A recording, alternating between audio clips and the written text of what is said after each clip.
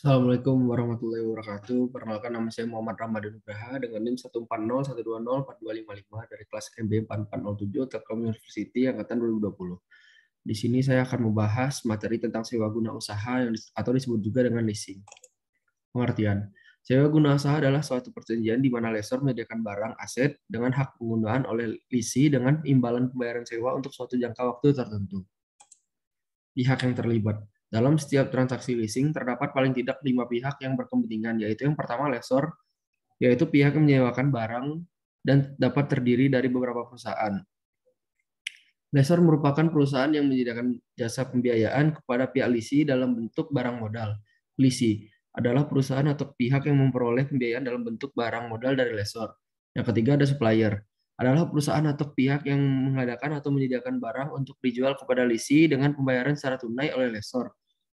Yang keempat ada bank, terlibat secara langsung dalam kontrak tersebut. Namun pihak bank memegang peranan dalam hal penyediaan dana kepada lessor, terutama dalam mekanisme leverage lease, di mana sumber dana pembiayaan lessor diperoleh oleh melalui kredit bank. Yang kelima, asuransi, merupakan perusahaan yang akan menanggung risiko terhadap perjanjian antara lessor dengan lisi. Jenis-jenis leasing. Capital lease. Perusahaan leasing pada jenis ini berlaku sebagai suatu lembaga keuangan. Lisi yang akan membutuhkan suatu barang modal menentukan sendiri jenis serta spesifikasi dari barang yang dibutuhkan. Lisi juga mengadakan negosiasi langsung dengan supplier mengenai harga, syarat-syarat perawatan, serta hal lain yang berhubungan dengan pengoperasian barang tersebut. Yang kedua ada operating lease. Pada operating lease, lessor membeli barang dan kemudian menyewakan pada lisi untuk jangka waktu tertentu. Dalam praktik, lisi membayar rental yang besarnya secara keseluruhan tidak meliputi harga barang serta biaya yang telah dikeluarkan oleh lessor. Di dalam menentukan besar pembayaran lease, lessor tidak memperhitungkan biaya-biaya tersebut karena setelah masa lease berakhir, diharapkan harga barang tersebut masih cukup tinggi. Di sini jelas tidak ditentukan adanya nilai sisa serta hak opsi bagi lisi. Yang ketiga ada sales tip lease, lease penjualan. Lease penjualan biasanya dilakukan oleh perusahaan industri yang menjual list barang hasil produksinya. Dalam kontrak penjualan list diakui dua macam pendapatan, yaitu pendapatan penjualan barang dan pendapatan bunga atas jasa pembelanjaan sama jangka waktu list. Yang keempat ada leverage lease. Pada leasing ini dilibatkan pihak ketiga yang disebut credit provider.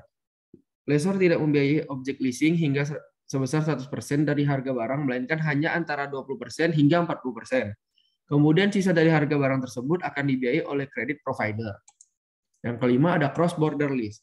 Transaksi pada jenis ini merupakan suatu transaksi leasing yang dilakukan dengan melewati batas suatu negara. Dengan demikian antara lessor dan lisi terletak pada dua negara yang berbeda. Barang-barang atau peralatan yang ditransaksikan dalam cross border lease meliputi jutaan dolar Amerika Serikat seperti pesawat terbang bermesin jet dari pabrikan Boeing dan Airbus. Berikut adalah kelebihan leasing. Yang pertama pembiayaan penuh, yang kedua lebih fleksibel, yang ketiga sumber pembiayaan alternatif, yang keempat off balance sheet, yang lima arus dana, yang enam perlindungan akibat kemajuan teknologi, yang tujuh proteksi inflasi, delapan proses sumber pelunasan kewajiban, 9 kapitalisasi biaya, 10 kemudahan penyusutan anggaran. Berikut adalah kekurangan leasing. Yang pertama denda, yang kedua penyitaan, yang ketiga penalti. Hak dan kewajiban para pihak dalam kontrak leasing. Apabila terjadi kesepakatan antara pihak lessor, lease dan supplier telah tercapai, maka akan menimbulkan hak dan kewajiban di antara para pihak. Perjanjian leasing juga sama seperti perjanjian-perjanjian lain pada umumnya yang menimbulkan hak dan kewajiban bagi masing-masing pihak yang menandatangani perjanjian tersebut.